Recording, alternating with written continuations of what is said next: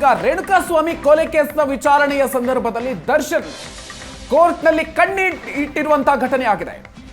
Video conference ಮೂಲಕ ವಿಚಾರಣೆಗೆ ಹಾಜರಾದಂತ ಆರೋಪಿಗಳು ಈ ಸಂದರ್ಭದಲ್ಲಿ ನನಗೆ ಸ್ವಲ್ಪ ವಿಷ ಕೊಡಿ, ಕೋರ್ಟ್ನಿಂದ ಆದೇಶ ಮಾಡಿ ಅಂತ ದರ್ಶನ್ ಹೇಳ್ಕೊಂಡಿರುವಂತ ಘಟನೆ ಆಗಿದೆ. ನನಗೆ ಸ್ವಲ್ಪ ವಿಷ ಕೊಡಿ ಅಂತ ಜಡ್ಜ್ಗೆ ಆರೋಪಿ ದರ್ಶನ್ ಮನವಿಯನ್ನ ಮಾಡಿಕೊಂಡಿದ್ದಾರೆ ಅನ್ನುವಂಥ ವಿಚಾರ ಗೊತ್ತಾಗ್ತಾ ಇದೆ. ರೇಣುಕಾಸ್ವಾಮಿ ಕೊಲೆ ಕೇಸ್ ವಿಚಾರಣೆಯ ಸಂದರ್ಭದಲ್ಲಿ ಕೋರ್ಟ್ ಹಾಲ್ನಲ್ಲಿ ದರ್ಶನ್ ಕಣ್ಣೀರಿಟ್ಟಿರೋದು. ವಿಡಿಯೋ ಕಾನ್ಫರೆನ್ಸ್ ಮೂಲಕ ವಿಚಾರಣೆಗೆ ಆರೋಪಿಗಳು ಹಾಜರಾಗಿದ್ರು.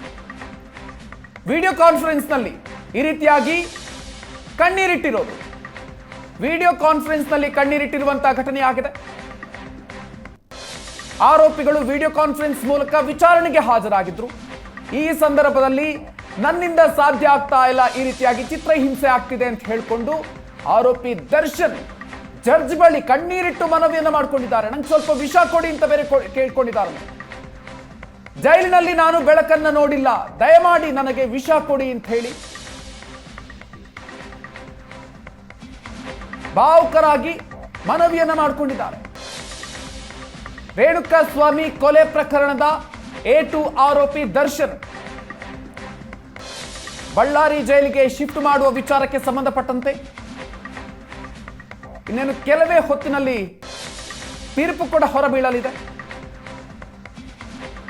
ಇದಕ್ಕೂ ಮುನ್ನ ವಿಡಿಯೋ ಕಾನ್ಫರೆನ್ಸ್ ಮೂಲಕ ವಿಚಾರಣೆಗೆ ಹಾಜರಾದಂತಹ ಆರೋಪಿಗಳು ಈ ಸಂದರ್ಭದಲ್ಲಿ ದರ್ಶನ್ ಜಡ್ಜ್ ಮುಂದೆ ಈ ರೀತಿಯಾಗಿ ಮನವಿಯನ್ನ ಮಾಡಿಕೊಂಡಿದ್ದಾರೆ. ಜೈಲಿನಲ್ಲಿ ನಾನು ಬೆಳಕೇ ನೋಡಿಲ್ಲ, ನನ್ನಿಂದ ಈ ರೀತಿಯ ಪರಿಸ್ಥಿತಿಯಲ್ಲಿ ಬದುಕೋದಿಕ್ಕಾಗ್ತಾ ಇಲ್ಲ, ದಯಮಾಡಿ ನನಗೆ ವಿಷ ಕೊಡಿ ಅಂತ ಹೇಳಿ ಮನವಿಯನ್ನ ಮಾಡಿಕೊಂಡಿದ್ದಾರೆ ಅಂತ ಗೊತ್ತಾಗ್ತಾ ಇದೆ. ಜೈಲಿನಲ್ಲಿ ನಾನು ಏನೇ ಕೇಳಿದ್ರು ಕೂಡ ಅಧಿಕಾರಿಗಳು ಕೊಡ್ತಾ ಇಲ್ಲ, ದಯಮಾಡಿ ನನಗೆ ವಿಷ ಕೊಡುವಂತೆ ಆದೇಶ ಮಾಡಿ ಅಂತ ದರ್ಶನ್ ಜಡ್ಜ್ ಮುಂದೆ ಮನವಿ ಮಾಡಿಕೊಂಡಿದ್ದಾರೆ. ವಿಚಾರಣೆಯ ಸಂದರ್ಭದಲ್ಲಿ ದರ್ಶನ್ ಕಣ್ಣೀರಿಟ್ಟಿರುವಂತ ಘಟನೆಯಾಗಿದೆ.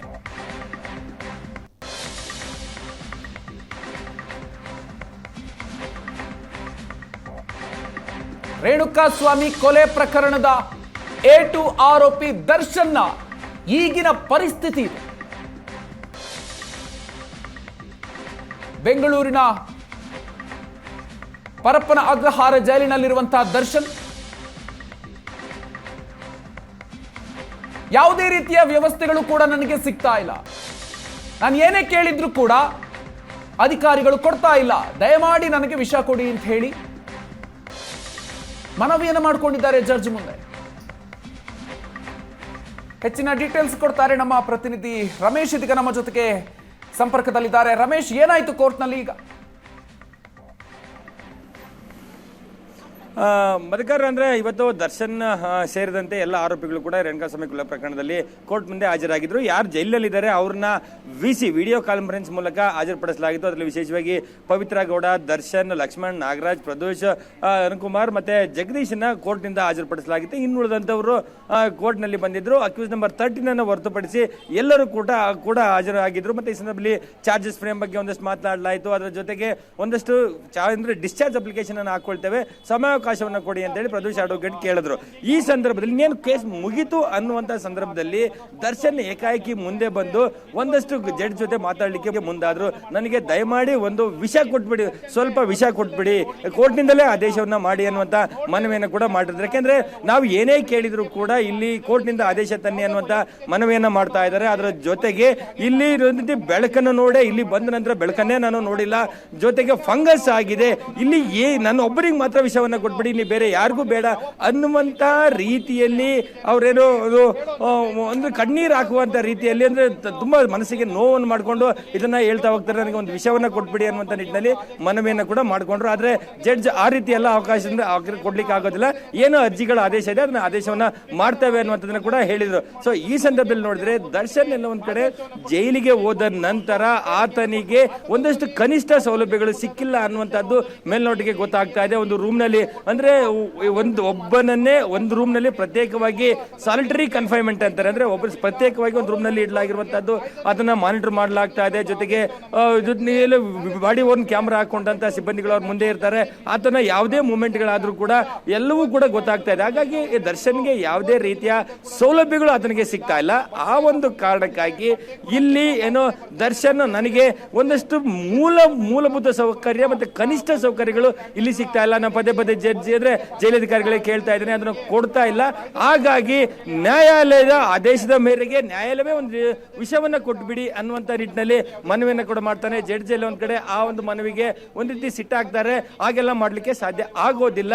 ಏನು ಅರ್ಜಿಗಳಿದೆ, ಅರ್ಜಿಗೆ ಸಂಬಂಧಪಟ್ಟಂತೆ ಆದೇಶವನ್ನು ಮಾಡ್ತೇವೆ ಅನ್ನುವಂತ ನಿಟ್ಟಿನಲ್ಲಿ ಆದೇಶವನ್ನು ಮಾಡಿದ್ರು. ಮತ್ತೆ ಇವತ್ತು 2 ಅರ್ಜಿಗಳು ಒಂದು ಆದೇಶ ಬರಲಿಕ್ಕೆ ಬಾಕಿ ಇರುವಂತದ್ದು. ಒಂದು ದರ್ಶನ್ ಸೇರಿದಂತೆ 5 ಜನ ಆರೋಪಿಗಳನ್ನ ಬೇರೆ ಬೇರೆ ಜೈಲಿಗೆ ಶಿಫ್ಟ್ ಆಗಬೇಕು ಅಂತೇಳಿ ಜೈಲು ಅಧಿಕಾರಿಗಳು ಅರ್ಜಿ ಸಲ್ಲಿಸಿದ್ದಾರೆ, ಅದರ ಆದೇಶ ಬಾಕಿ ಇದೆ. ಮತ್ತೊಂದು ಕಡೆ ಒಂದು ಸೌಲಭ್ಯಗಳು, ಹಾಸಿಗೆ, ದಿಂಬು ಸೇರಿದಂತೆ ಕನಿಷ್ಠ ವಸ್ತುಗಳನ್ನ ಬೇಕು ಅನ್ನುವಂತ ನಿಟ್ಟಿನಲ್ಲಿ ಮನವಿಯನ್ನು ಕೇಳಿದ್ರು.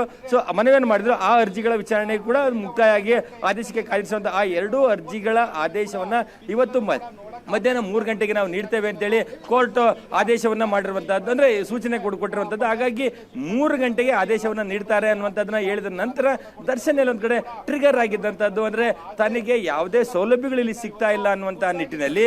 ಸೊ ನನಗೆ ಇಲ್ಲಿ ಬದುಕಲಿಕ್ಕೆ ಸಾಧ್ಯ ಆಗ್ತಾ ಇಲ್ಲ, ಜೈಲಧಿಕಾರಿಗಳು ಯಾವುದೇ ಸೌಲಭ್ಯಗಳನ್ನ ಕೊಡ್ತಾ ಇಲ್ಲ, ಹಾಗಾಗಿ ನನ್ನ ಒಬ್ಬನಿಗೆ ಮಾತ್ರ ವಿಷವನ್ನ ಪಾಯ್ಸನ್ ಅನ್ನ ಕೊಟ್ಬಿಡಿ, ಬೇರೆ ಯಾರಿಗೂ ಬೇಡ ಅನ್ನುವಂತ ರೀತಿ ಒಂದು ಅದನ್ನ ಫ್ರಸ್ಟ್ರೇಷನ್ ಅನ್ನ ಜಡ್ಜ್ ಮುಂದೆ ತೋರಿಸಿಕೊಳ್ಳುವಂತ ಪ್ರಯತ್ನಗಳನ್ನ ಮಾಡಿದ್ರು. ಹಾಗಾಗಿ ನ್ಯಾಯಾಧೀಶರು ಹಾಗೆಲ್ಲ ನಿಮ್ಮ ಅಂದ್ರೆ ಆರೋಪಿಗಳು ಹೇಳುವಂತದ್ದಕ್ಕೆ ಇಲ್ಲಿ ಆದೇಶವನ್ನ ಮಾಡ್ಲಿಕ್ಕೆ ಸಾಧ್ಯ ಇಲ್ಲ, ಪ್ರಾಪರ್ ಆಗಿ ಏನು ಪಿಟಿಷನ್ ಇದೆ, ಅರ್ಜಿ ಇದೆ, ಅದಕ್ಕೆ ಸಂಬಂಧಪಟ್ಟಂತೆ ನಾವು ಆದೇಶವನ್ನ ಮಾಡ್ತೇವೆ ಅನ್ನುವಂಥದ್ದನ್ನ ಹೇಳಿದ್ರು. ಹಾಗಾಗಿ ಮಧ್ಯಾಹ್ನದ ಹೊತ್ತಿಗೆ ದರ್ಶನ್ ಬಳ್ಳಾರಿಗೆ ಶಿಫ್ಟ್ ಆಗ್ತಾರಾ ಅಥವಾ ಹಾಸಿಗೆ, ದಿಂಬು ಸೇರಿದಂತೆ ಒಂದಷ್ಟು ಕನಿಷ್ಠ ಸೌಲಭ್ಯಗಳನ್ನ ಕೇಳಿರುವಂತಹ ಅರ್ಜಿ ಮಾನ್ಯತೆ ಸಿಗುತ್ತಾ, ಏನಾದರೂ ಆದೇಶ ಸಿಗುತ್ತೆ ಅಂತ ಕಾದು ನೋಡಬೇಕಾಗಿರುವಂತದ್ದು. ಆದ್ರೆ ಇನ್ನೇನು ಕೇಸ್ ಮುಕ್ತಾಯ ಆಗಿ ಎಲ್ಲರೂ ಕೂಡ ಅಂದ್ರೆ ವಿಡಿಯೋ ಕಾನ್ಫರೆನ್ಸ್ ನ ವಿಡಿಯೋ ಇಂದ ಡಿಸಿಪೇರ್ ಆಗುವಂತ ಸಂದರ್ಭದಲ್ಲಿ ಏಕಾಏಕಿ ದರ್ಶನ್ ಮುಂದೆ ಬಂದು ನನಗೆ ಒಂದು ವಿಷಯ ಕೊಟ್ಬಿಡಿ, ಅದು ಕೋರ್ಟೇ ಆದೇಶವನ್ನು ಮಾಡಿ, ಜೈಲಧಿಕಾರಿಗಳು ಏನೂ ಕೊಡ್ತಾ ಇಲ್ಲ, ಯಾಕೆಂದ್ರೆ ಹೊರಗಡೆ ಬಿಡ್ತಾ ಇಲ್ಲ, ಆದ್ರೆ ಸೂರ್ಯನ ಬೆಳಕನ್ನೇ ನೋಡಿಲ್ಲ, ಒಂದ್ ರೀತಿ ಫಂಕಸ್ ಆಗಿದೆ. ಸೊ ಇದೆಲ್ಲ ಆಗಿರೋದ್ರಿಂದ ನನಗೆ ಸುಮಾರು ಸಮಸ್ಯೆ ಆಗ್ತಾ ಇದೆ ಅನ್ನೋದನ್ನ ಕೋರ್ಟಿಗೆ ಹೇಳುವಂತ ಪ್ರಯತ್ನಗಳನ್ನ ಮಾಡ್ದ. ಆದ್ರೆ ಈ ಸಂದರ್ಭದಲ್ಲಿ ನ್ಯಾಯಾಧೀಶ ಹೇಳುವಂತಹದ್ದು ಏನು ಆದೇಶವನ್ನ ಮಾಡಬೇಕು, ಅರ್ಜಿಗಳಿದೆ ಅದಕ್ಕೆ ಸಂಬಂಧಪಟ್ಟ ಅರ್ಜಿ ಆದೇಶವನ್ನ ಮಾಡ್ತೇವೆ ಅಂತೇಳಿ. ಈಗೆಲ್ಲ ನೀವು ಕೇಳ್ಕೋಬಾರ್ದು, ಅಂದ್ರೆ ಈಗೆಲ್ಲ ಏನು ಆದೇಶ ಮಾಡ್ಲಿಕ್ಕೆ ಸಾಧ್ಯ ಇಲ್ಲ ಅನ್ನುವಂಥದ್ದನ್ನ ಕೋರ್ಟ್ ಸೂಚ್ಯವಾಗಿ ನ್ಯಾಯಾಧೀಶರು ಅವರಿಗೆ ಹೇಳಿದಂತದ್ದು. ಮಧುಕರ್,